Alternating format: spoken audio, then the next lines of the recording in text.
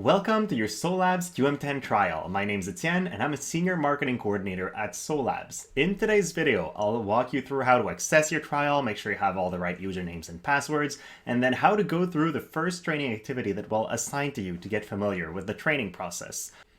When we begin a trial, we send a presentation that includes the usernames and passwords for everyone you requested to be in the trial. There's also a link in that slide that allows you to access the trial directly. So you can access it from there and then save the link for future reference. After that, in the same document, there is a guide for a lot of the resources you can access to gain more knowledge on the software. You can access the product overview that gives you a general global overview of the software, and then go into some more details like document administration, training administration, and much more. There is a library for all our videos and a index for our user guides, so you can take a look at all the resources we have available from there. And then I will be responsible for helping you throughout the trial alongside Gretchen Dixon, a product specialist at SOLABS. Here is our contact information. If you run into any type of issues or you have any questions that need answering, just send us an email or give us a call and we will be happy to answer you. When you enter the URL for your trial environment, you will be asked your username and password, refer to the previous presentation to get them, and then just enter the proper information and click on login and you are in the environment.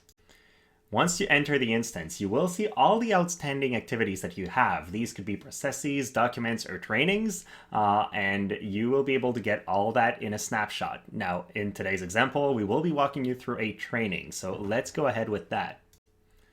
My training activity today is called SOLABS QM10 Overview. So first I'll click View. I could immediately move to Train if I had opened it previously and I'm coming back to it, in which case the Train button would be right. But in this case, we need to know what we're training about before we go through. So first there is a video that I could watch to learn more information about what I'm being trained on. In this case, it's the overview video of our software. And then once I'm done, I've watched it and I know what I need to do, or once I've opened the attached documents related to training, I can go on with the open assessment. In this case, there's no document attached to it, so I'll just immediately move through the assessment. So there we go. It's going to have me do a quiz, which is something you can do. You can set up your trainings so that you validate your users' learnings with assessments just like this. So in this case, there are 2 questions that will be asked. First of all, what can I do in SOLABS QM10 with just one login? Manage documentations, create and assign training, manage workflows for change controls, or manage workflows for deviations, CAPAs, complaints, and lab investigations, or all of them, which is the case. You don't need several different logins to manage your instance within QM10. So here we go. Question number 2, what is the best place to obtain training material on SOLABS QM10, the SOLABS knowledge base, or your SOLABS system administrator? Now, while I'm sure your SOLABS system administrator will be a fantastic source, you don't want to always be bothering the same person, and the knowledge base is very complete, so this is where we'll go. Then there is a submit answer button in the lower left corner, so right under my screen. I'm going to click that and move through my assessment.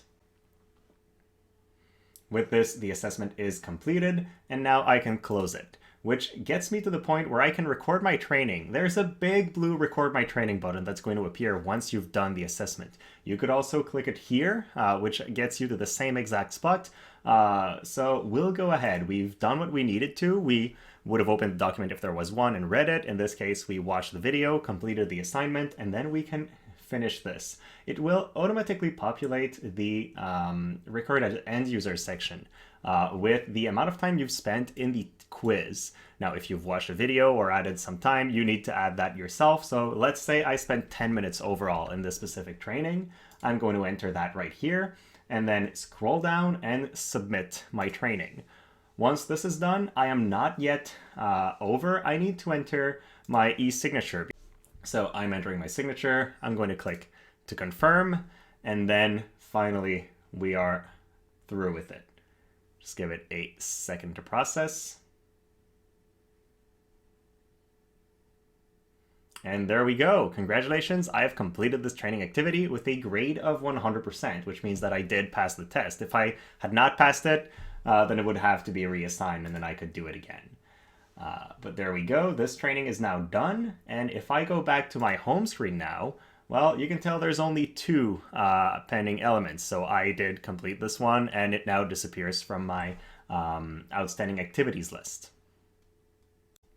So this is it. Hopefully it's very simple. I recommend you now go into your own trial environment, do this process yourself with the training activity that we have assigned to you. And if you run into any questions, again, please don't hesitate to reach out and we'll be happy to help you. Thank you so much for watching and have a great rest of your day.